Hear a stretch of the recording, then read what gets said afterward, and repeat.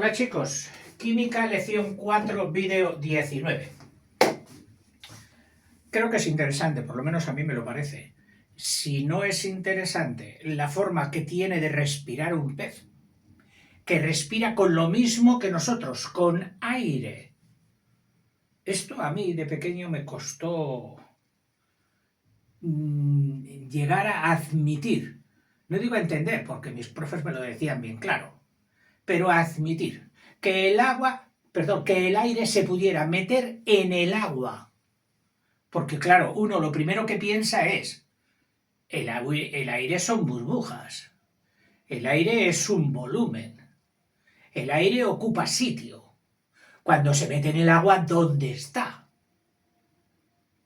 Porque el agua no sube de nivel porque metas aire, o porque el aire se meta dentro del agua. Y entonces, la similitud con la disolución de azúcar fue lo que más me ayudó a entenderlo. Cuando yo echo azúcar al agua y disuelvo con la cucharita, ya no se ve el azúcar, pero el azúcar está dentro. Bueno, pues esto es lo que hace el aire. ¿Y quién empuja al aire a meterse dentro? El mismo aire. ¿Cómo que el mismo aire? Sí, todo el aire que tiene encima de él, que es lo que llamamos atmósfera. Esa atmósfera, otra de las cosas que también me costó entender, pesa, aprieta a los que estamos metidos dentro de ella. Y cuanto más abajo, más nos aprieta, porque tenemos más aire encima.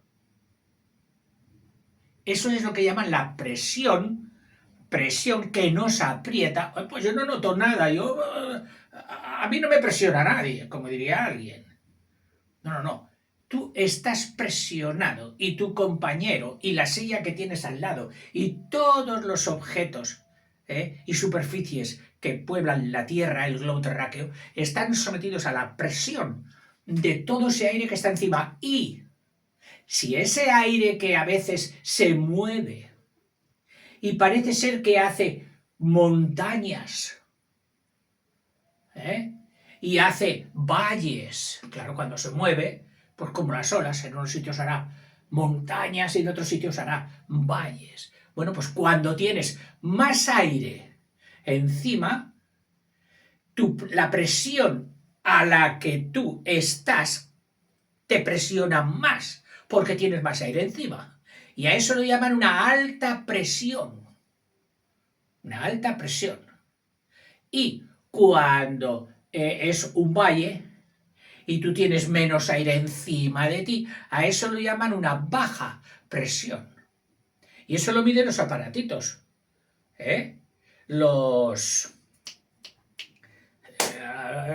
¿Cómo se miden? Los que miden la presión. Desde luego, esto de llegar a viejo. Que no son anemómetros, ¿no? Que esos miden la presión de una rueda de un coche. Los barómetros. El barómetro te le dice la presión, es decir, la que es algo así como decirte si hay muy alta presión es que tienes mucho aire encima. Claro, que también hay algo como paradójico, y es que esas altas presiones, esas montañas, son de aire caliente, bueno, de aire a más temperatura que el aire que está en los valles. Porque lo que es cierto, y es fácil, aunque no quisiera ahora enrollarme yo, es que el aire caliente pesa menos que el aire frío. Entonces, al pesar menos, sube, y al subir puede hacer una gran montaña, una alta presión, que la marcan en los mapas con esos. Lo mismo que marcan la altura de una montaña, los mapas geográficos. Pues igual. Y para que sepas si es de montaña o si es de valle, porque tienen la misma representación gráfica, pues te ponen una A, y si es un valle, te ponen una B. Y este valle que es de baja presión, es de aire frío. Por eso las bajas presiones son las que traen asociadas con ellas más nubes pegadas y se establecen corrientes de las nubes de un sitio a otro y forman huracanes y forman... los meteorólogos de las cadenas televisivas y todo esto son unos grandes profes de meteorología y conviene escucharles, siempre se aprende. A ver, profe, ¿usted ha venido a hablar de esto? No, no he venido a hablar de esto. He venido a hablar de otras cosas. Me voy a agarrar el libro, me lo voy a agarrar con un par de chinchetas a las orejas, como decían antiguamente, y no me voy a salir del libro porque ya va bien. A ver, usted va a hablar aquí de la disolución de gases en líquidos. Vale, que por ahí sí. Había empezado usted normal. Disolución, diciendo que si de pequeño le costaba mucho entenderlo, de gases en líquidos. Un ejemplo también muy normal. Cuando tú abres una bebida carbónica, se llama carbónica porque tiene gas, el CO2 de gas, lo tiene disuelto en la bebida, disuelto en la cerveza, disuelto en la gaseosa, disuelto en la cola, etc. Y tú le quitas presión, o sea, liberas la presión que tiene dentro. Liberas la presión que tiene dentro. Porque cuando tú miras el botellín,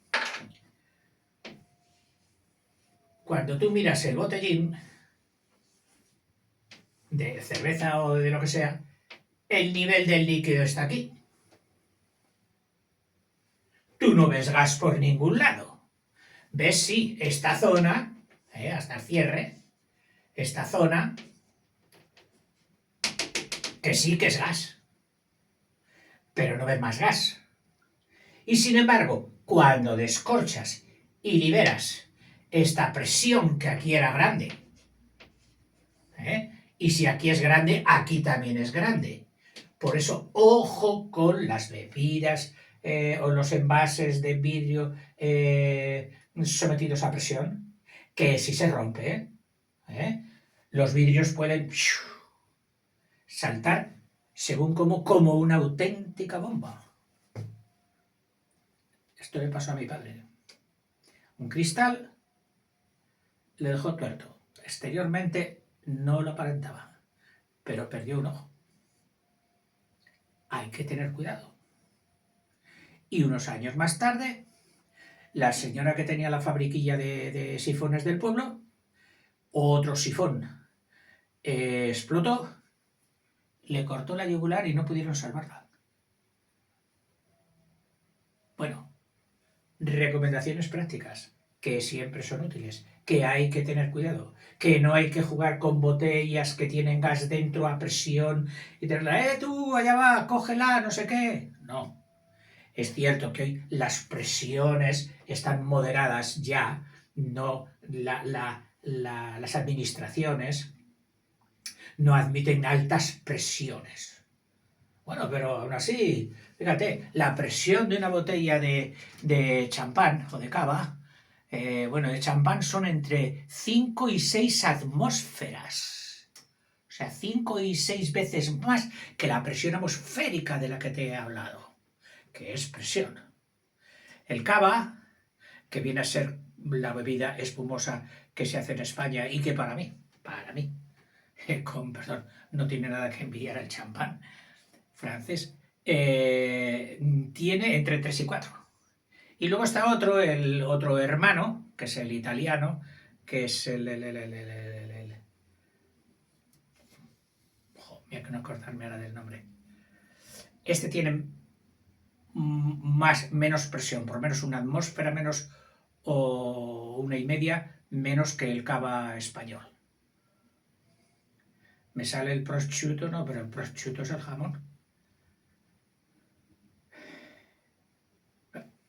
ya me saldrá. Y si no lo miras, bebida espumosa típica italiana, del vino, del agua. Bueno, te digo una cosa, con todas estas derivaciones que hago, a lo mejor lo del libro no lo aprendes, pero lo que son otras cosas no te quejarás. Perdón que me ría. Sigo. Dice, la disolución de gases en líquidos, como aquí han metido el CO2, aquí han metido, además de la cerveza, el CO2. Es importante en química y en la vida.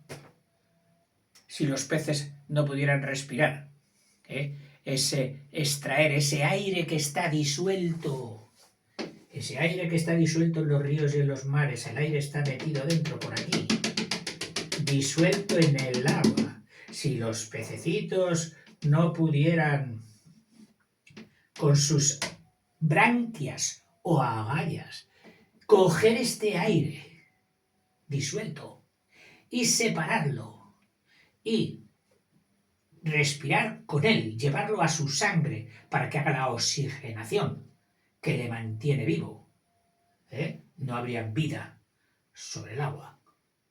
No habría vida sobre el agua. Tú imagínate que en vez de aire fuera azúcar, pues sería como una máquina que está sacando azúcar y lo va llenando en terrones de azúcar o en paquetes de azúcar. Pues no lo hacen de azúcar, lo hacen del aire, que es lo que está disuelto. Y eso es lo que respiran. Si tú a un pececillo, sin asustarlo,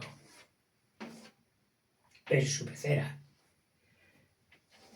en el agua, aquello de que no has podido renovar el agua ese día, porque el agua que viene por el grifo tiene más oxígeno que el que ya la has sacado en tu casa, que ya por más temperatura habrá liberado más aire del que tenía disuelto y por lo tanto le queda menos. Y tú dices, uy, que no tengo agua para cambiarlo.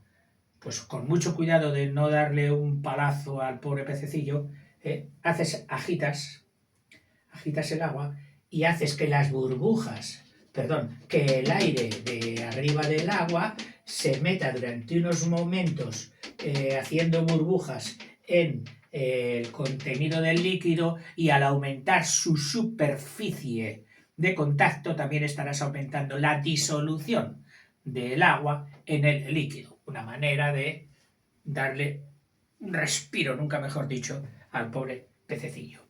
Ciertos gases se disuelven formando disoluciones ideales.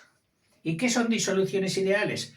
Las buenas, las flojitas, las obedientes, las que obedecen las fórmulas sencillas que han inventado o que han descubierto sobre su comportamiento, del señor Boyle, del señor Gay-Lussac, todo esto. Estas son las soluciones ideales. Y casi todas son muy poco concentradas. Por eso que sí que son leyes aplicables, por ejemplo, al aire que está disuelto en el agua solo por la presión atmosférica. Como la disolución de oxígeno y nitrógeno en agua. No nos olvidemos del nitrógeno, que a veces, como el oxígeno es el principio activo que dijéramos de la respiración, nos olvidamos del nitrógeno. Y en realidad el nitrógeno está en un porcentaje elevadísimo, casi del 80%, y el oxígeno, bueno, esto siempre 2 y 2, y el oxígeno está en una proporción muy pequeña, similar al 20%, y luego hay otras, entre ellas el CO2, que también está metido por ahí haciendo compañía.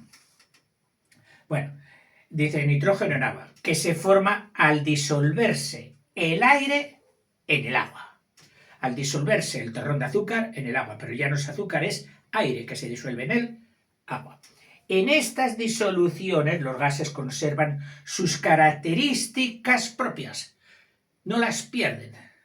Lo que era el oxígeno que había en la atmósfera y que era capaz de oxidar,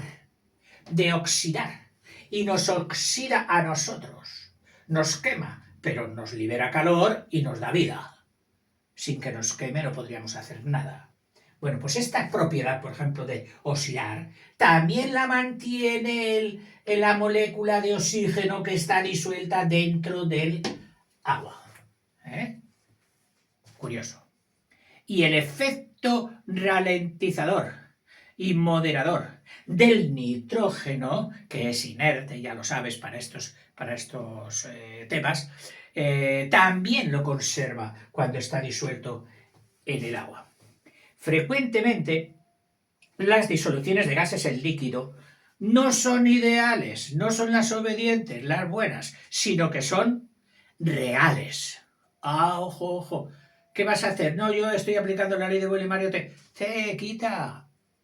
Que eso es para las disoluciones obedientes, las sencillas, las poco concentradas. Pero aquí tienes en tus manos una solución de alta concentración. No puedes aplicar así la fórmula tal cual. Deberás meter otros correctores a esa fórmula.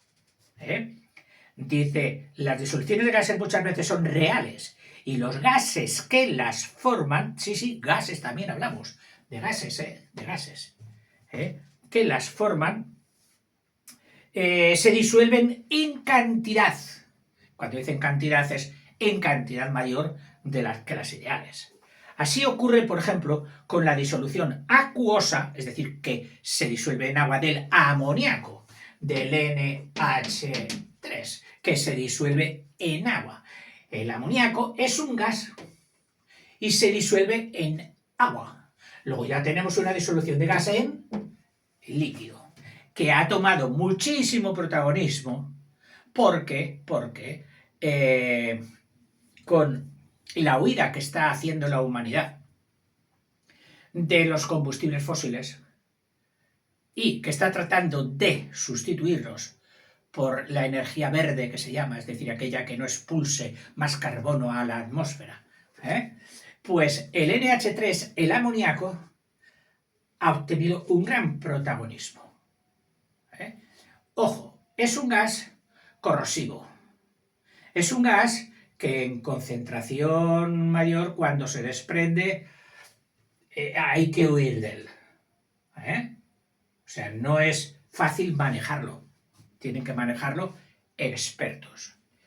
Es fácil separar el hidrógeno del nitrógeno. No es difícil. Y con este hidrógeno de esa botella de comprimido que tuviéramos,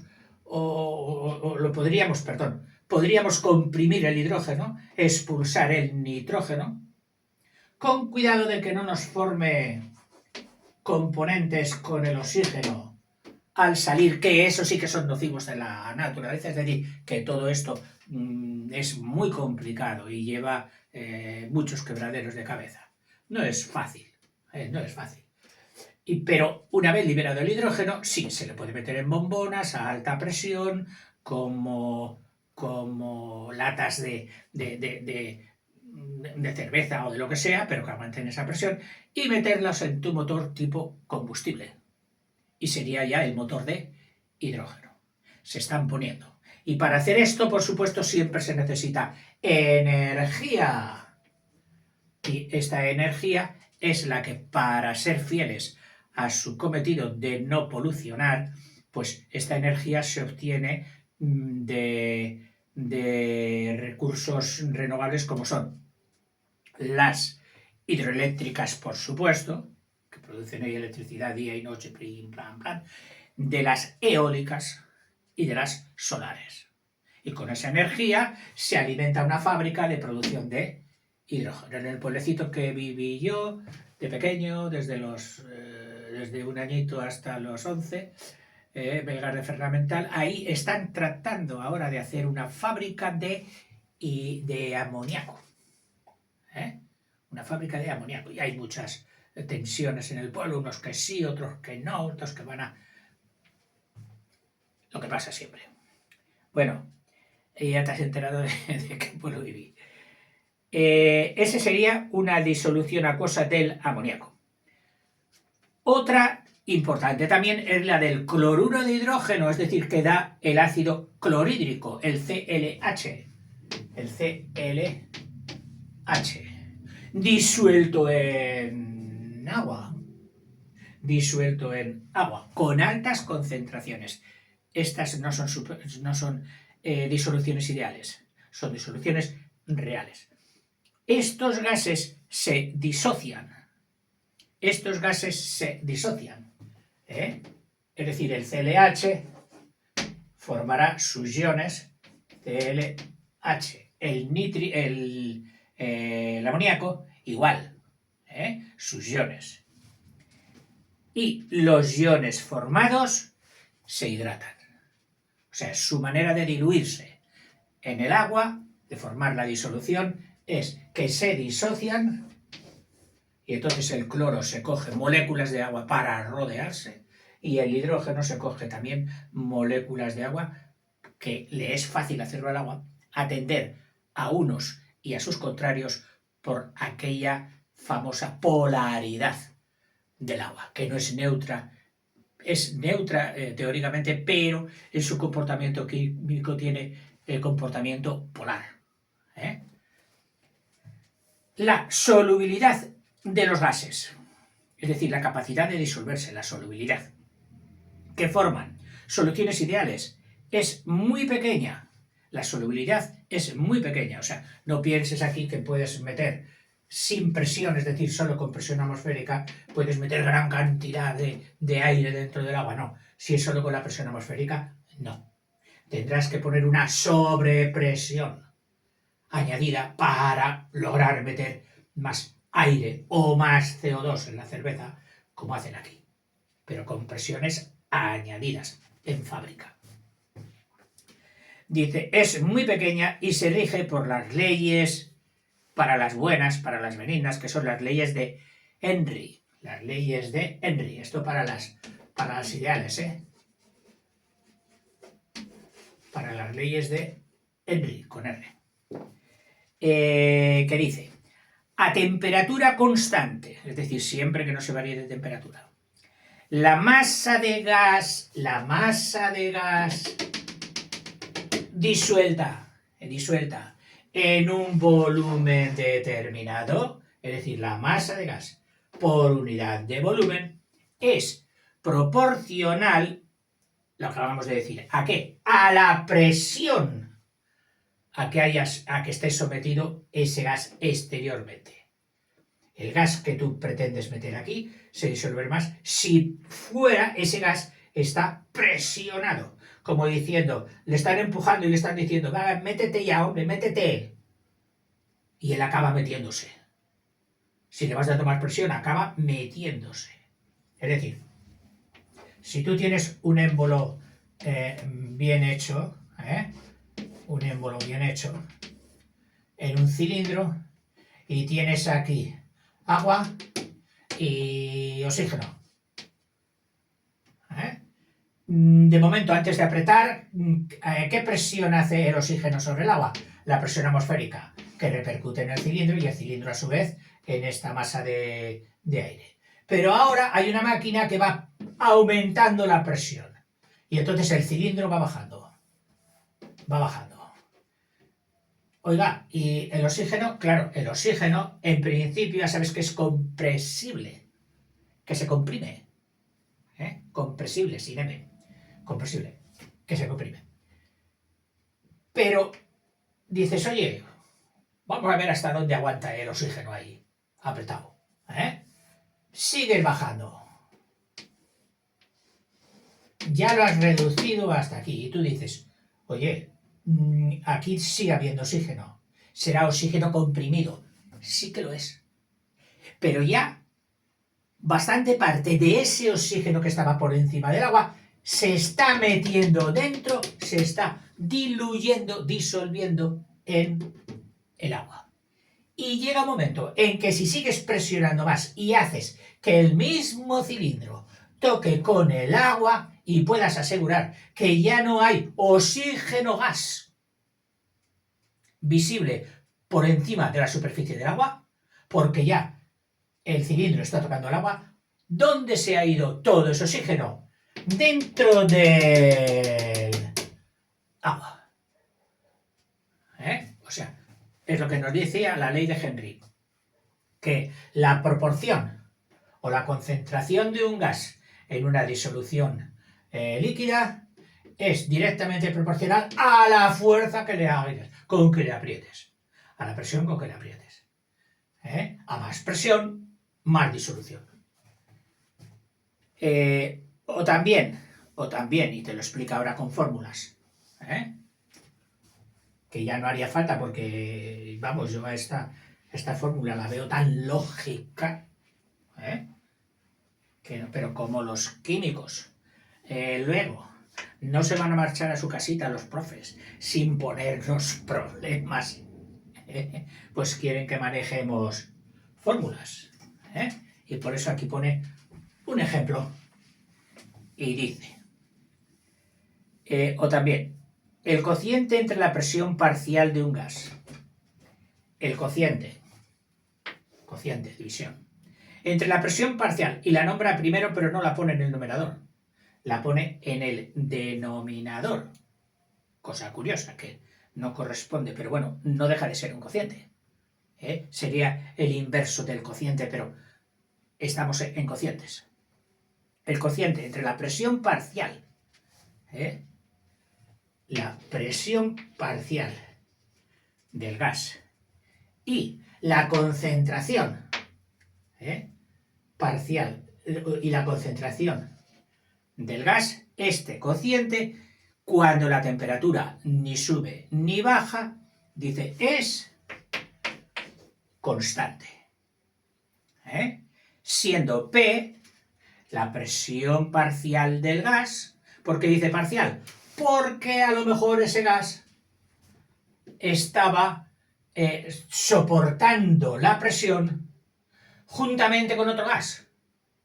Entonces la soportaban a medias. O sea, por eso dice la presión que correspondiera a ese gas que tú estás teniendo en cuenta.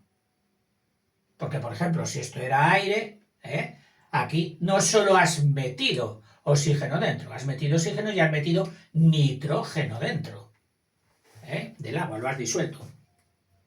Dice C, siendo C la concentración de ese gas, protagonista para nosotros, y K la constante de solubilidad del gas en cuestión. La constante de solubilidad de ese gas que estamos analizando en cuestión. Como el valor de K, aumenta con la temperatura. Al calentar una solución, el gas, al calentar luego esto, tú imagínate que ya hemos quitado el cilindro y tenemos esto aquí, que sabemos que tiene, porque lo hemos visto con nuestros propios ojos, que tiene gas dentro. Al aumentar la temperatura, el gas que está aquí dentro tiende a evaporarse. Claro, tiene más energía para soltarse de las amarras del agua, del disolvente. Se evapora, con lo cual disminuye la concentración.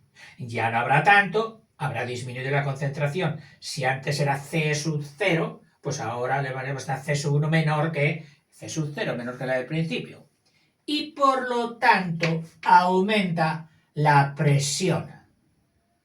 Esta presión que hacía sobre la parte de la superficie, es decir, de lo que estuviera fuera de la superficie, si era de este tamaño, al salir más gas, esta presión aumenta, hace más presión del gas, que estuviera aquí sobre el líquido.